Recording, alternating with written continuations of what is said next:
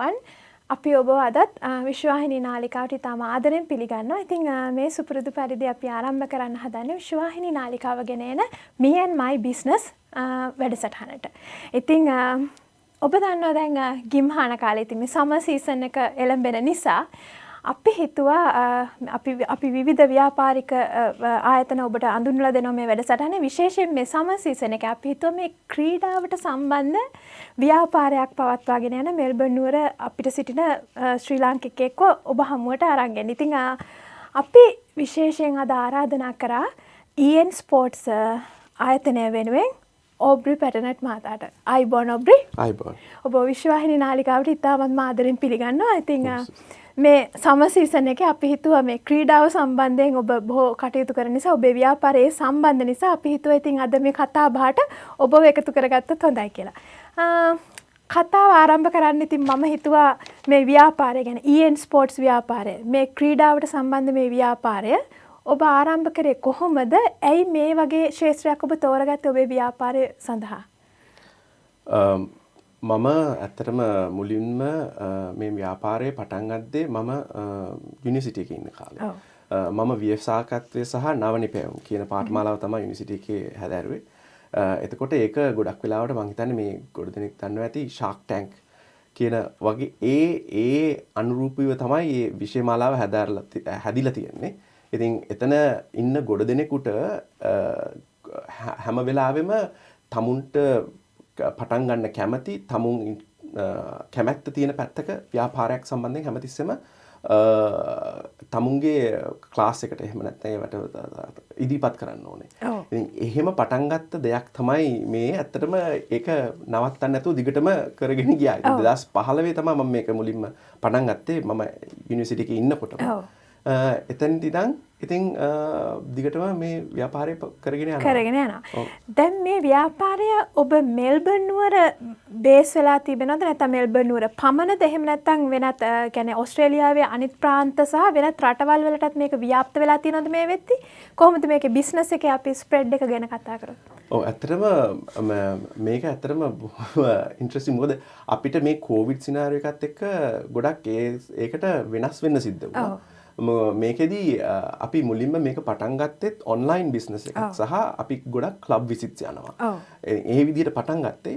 නමුත් දැන් මේ කොවිඩ් කාලේදී අන්තිමට මිනිස්සු එළවලුත් මේ ඉන්ටර්නෙට් එක හරහා ගන්න කාලයක් බවට පත් වුණා. ඉතින් පස්සේ අපි හිතුවා ඒක අපි දිගටම රඳවගෙන ඔන්ලයින් පෝර්ට්‍රේල් එක අපි වැඩි දියුණු කරලා ඊට අමතරව අපි ක්ලබ් විසිට්ස් මේ ප්‍රාන්තවල ක්ලබ් විසිට්ස් වලට යනවා ගොඩක්.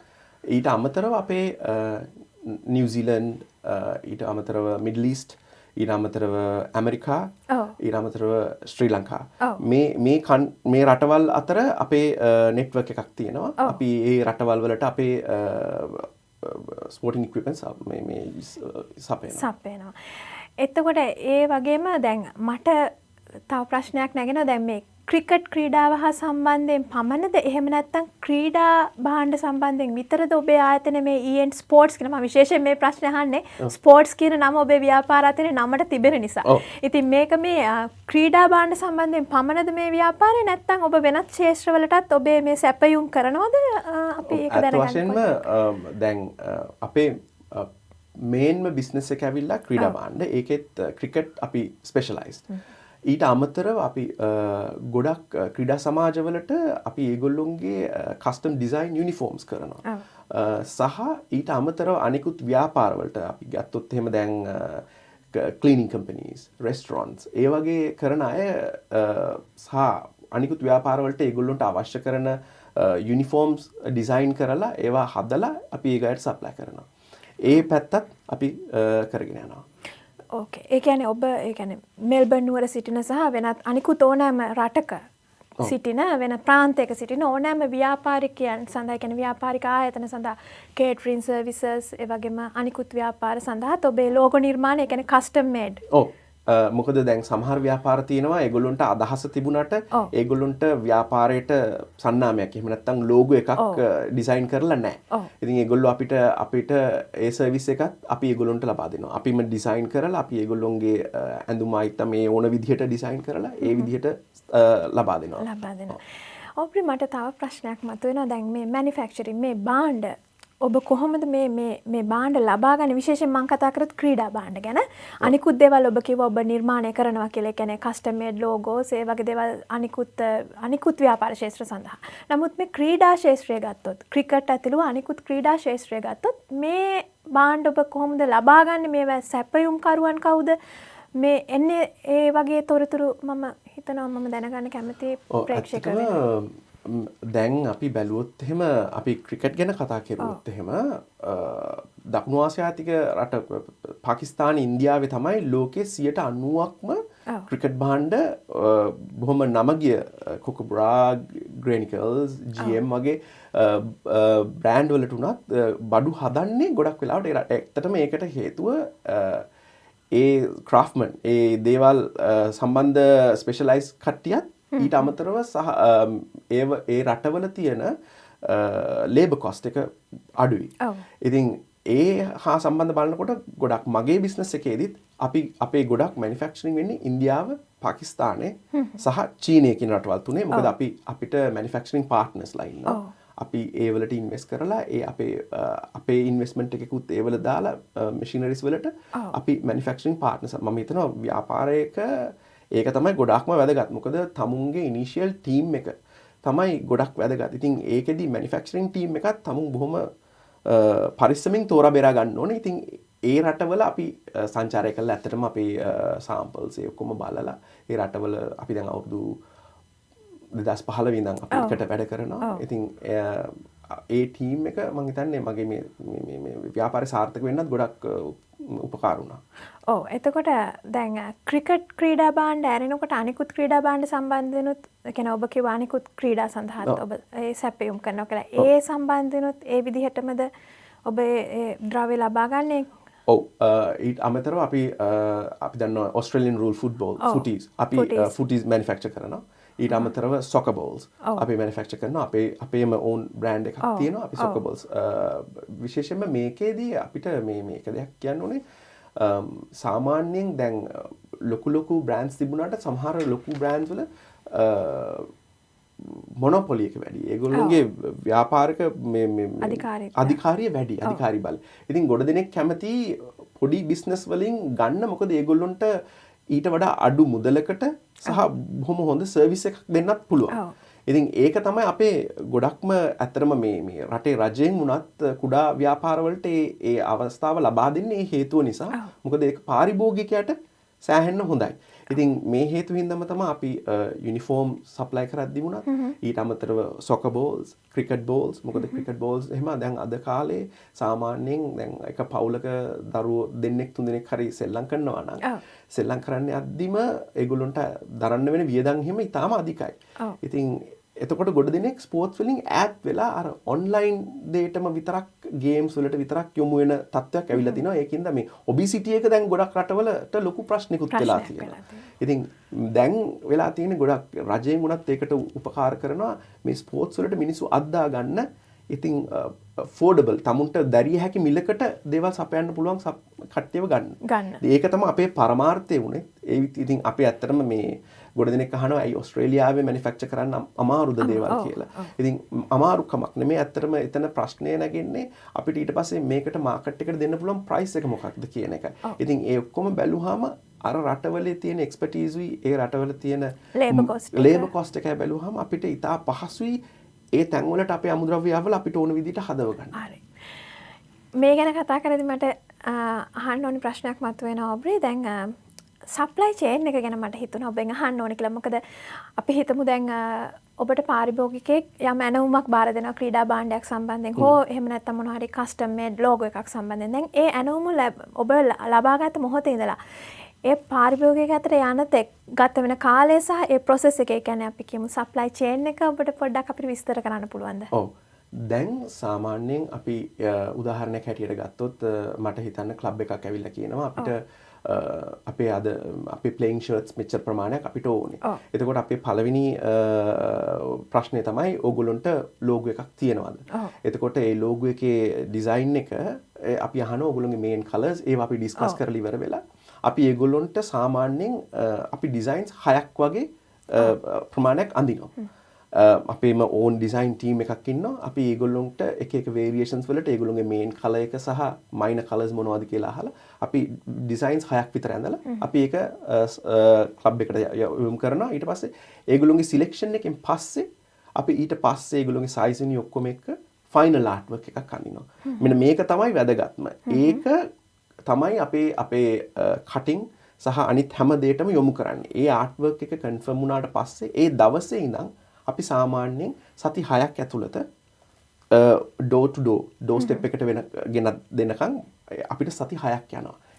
ඒ දවසේ ඉඳන් ෆයිනල් ආර්ට් වර්ක් අප්‍රූවල් එකේ ඉඳන් ඒ පේමන්ට් එක කරුවාට පස්සේ අපිට සති 6ක් ඇතුළත එයාට අපි බඩු ටික සප්ලයි කරනවා. ඒ විදිහට තමයි සප්ලයි චේන් එක ඔබේ ආයතනයේ. ඉතින් මම තව දෙයක් දැනගන්න කැමතියි. දැන් EN ස්පෝර්ට්ස් ආයතනයේ ඔබේ දැන් මේ ක්‍රීඩා හා අනිකුත් මේ භාණ්ඩ මේ සප්ලයි සම්බන්ධයෙන් ඔබේ දැන් ව්‍යාපාරයේ ඉදිරි පියවරක් ඔබ මොන හරි දැන් මේ විශේෂයෙන් මම කියවාගේ සම්මර් සීසන් එක එනවා. ඉතින් ඔබේ ව්‍යාපාරයේ මේ මොන හරි අනාගත සැලසුම් එහෙම නැත්නම් ඔබේ මේ ටාගට්ස් ගැන අපිට පොඩ්ඩක් අපිත් එක්ක බෙදා ගන්න කැමතිද කියලා? ඇත්තටම දැන් මොකද යුනියකේ ඉඳලා ශිෂ්‍යයෙක් හැටියට ව්‍යාපාරේ පටන් අරගෙන අදට ඇත්තටම සන්තෝෂයි. මොකද මෙච්චරක් දුරකට එන්න හම්බෙච්ච එක. මොකද අපිට අවස්ථා ගොඩක් හම්බුණා. මම AFL International Cup ශ්‍රී ලංකන් නැෂනල් සයිඩ් එකට අපේ යුනිෆෝම්ස් ඔක්කොම ඩිසයින් කරා. ඊට පස්සේ ශ්‍රී ලංකන් ක්‍රිකට් කානිවල් එකේ ඔෆිෂියල් බෝල් සප්ලයර් හැටියට ඊළඟට වික්ටෝරියා සන්ඩේ ලීග් එකේ බෝල් සප්ලයර් හැටියට කටයුතු කරා. ඉතින් ඒ වගේ අවස්ථා උදා වුණා. ඒකෙදී අපිට ලොකු රෙකග්නිෂන් එකක් පිළිගැනීමක් වුණා. ඒ දේවල් ගොඩක් උදා වුණා. ඊට අමතරව දැන් අපිට ඒ හින්දාම ඔස්ට්‍රේලියාවේ පවතින chain of shops අපිට කීපයක් දැනට අපිව අප්‍රෝච් කරලා තිනවා, කතා කරලා තිනවා. ඒ අයගේ shops වලට අපිට අපේ EN Sports බඩු ඇතුළත් කරන්න. ඉතින් ඒක මම හිතනවා ඒක අපිට ලොකු දෙයක්. ඊළඟට අපේ තියෙන අනිත් ප්‍රධානම දේ තමයි මොකද ක්‍රිකට් අපේ මේන් ස්පෝර්ට්ස් එකක් හින්දා ICC International Cricket Council approved brand එකේ flag එක යටතට යන එක. ඒක ඇත්තටම ලොකු process එකක්. ඒක අඩුම තරමින් ඒගොල්ලෝ අවුරුදු 5ක් හෝ ඊට වඩා පරණ විය යුතු ව්‍යාපාරය. අද පටන් අරන් අදම රෙජිස්ටර් වෙන්න බෑ. ඉතින් ඒගොල්ලෝ සෑහෙන process එකක් යනවා.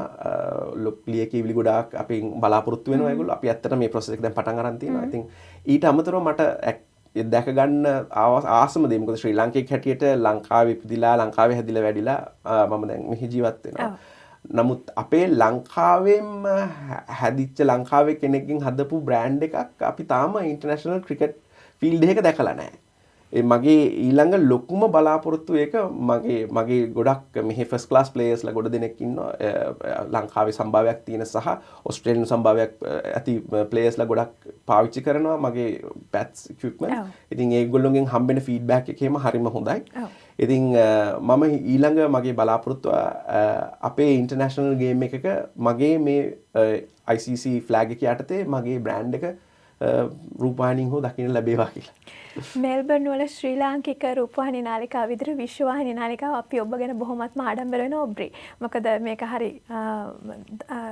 කියන්නේ ඔබේ ගමන බොහොම අර ඉන්ස්පිරේෂනල් ගමනක් කියලා මට කියන්න පුළුවන්. අනිත් අයට ඒ කියන්නේ ඔබෙන් ගන්න බොහෝ දේ තියෙනවා. ඉතින් මං අහන්න හිතුවා ඔබ දැන් ශ්‍රී ලංකාවේ සිට මෙල්බර්න් නුවරට පදිංචියට ආපු ශ්‍රී ලාංකිකයෙක් මේ රටේ ඔබ අධ්‍යාපනය කටයුතු කළා. ඔබ මේ ව්‍යාපාරය ආරම්භ කළා. අද මේ වගේ තැනක ඔබ ඉන්නවා. ඉතින් මං අහන්න කැමති ඔබට දෙන්න පුළුවන් ඒ කියන්නේ හොඳම උපදේශය මොකක්ද? කෙනෙක් ඔබ වගේම මේ රටට ඇවිල්ලා මේ රටේ ස්ටඩි කරලා ව්‍යාපාරයක් පටන් ගන්න බලාපොරොත්තු වෙන ශ්‍රී ලාංකිකයන්ට ඔබ ඇත්තටම හොඳ තැනක හොඳ තලයක සිටින ව්‍යාපාරිකයෙක් විදිහට ඔබට දෙන්න පුළුවන් හොඳ ඇඩ්වයිස් එකක් මම හිතනවා අපි ඔබෙන් දැනගත්තොත් හොඳයි කියලා.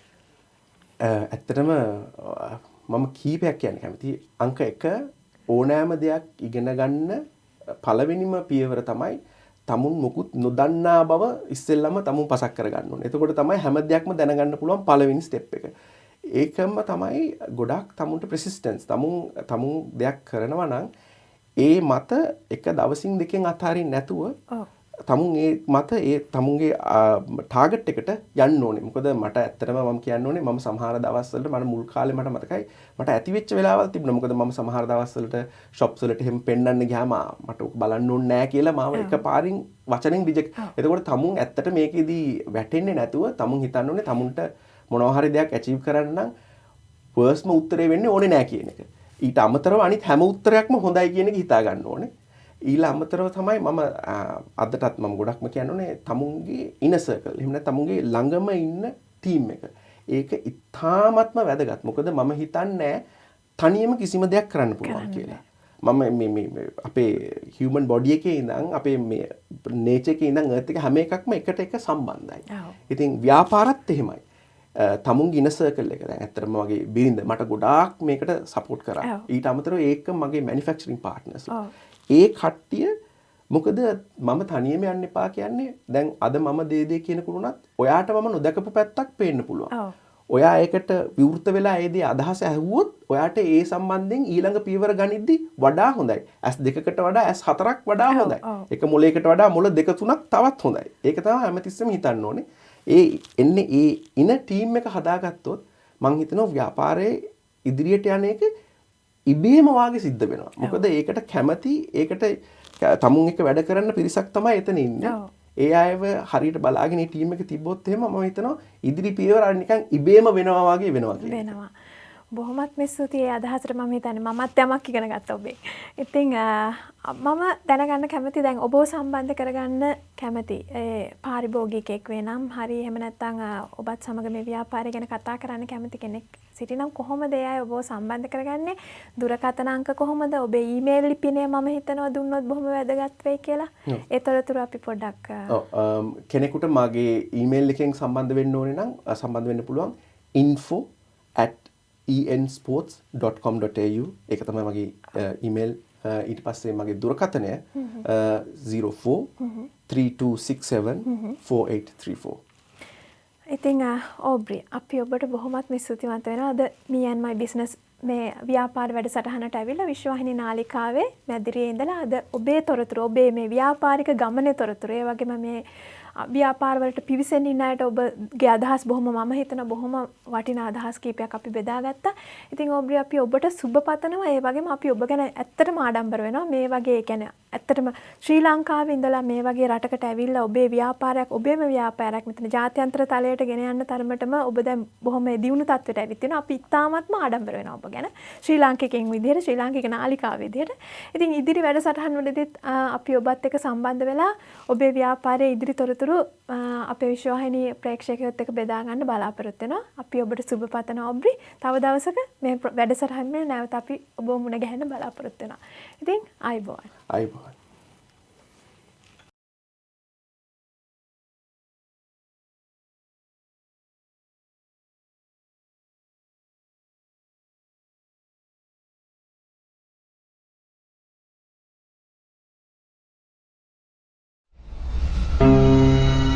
विश्ववाहिनी